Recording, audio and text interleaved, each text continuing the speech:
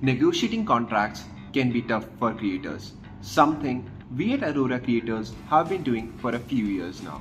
Let's discuss some contractual clauses that can adversely impact the creator.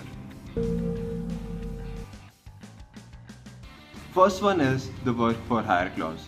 Some companies use their typical vendor contracts while working with influencers and include the work for hire clause, which basically makes the company the author of the video and they own the copyright. Now, if you release 3 such videos on your channel where you don't really have the copyright, you as a creator open yourself to strike and risk the channel's future. Now, let's talk about the infamous exclusivity clauses. There's a lot to unpack here, from the duration of exclusivity to how the duration is calculated.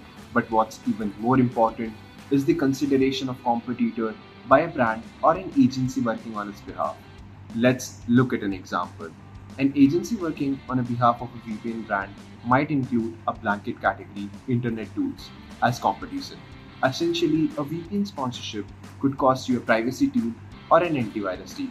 In such cases, go for either an aggressive term like within the next 15 days of the release of a VPN sponsorship, or factor the opportunity cost in the deal value.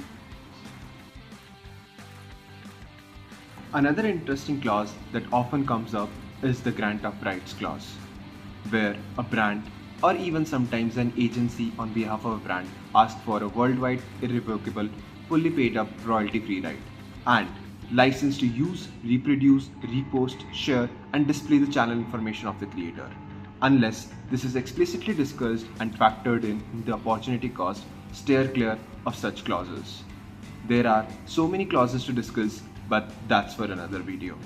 If you found this video helpful, please like and share it with other creators. Until then, keep creating content and stay awesome. See you in the next video.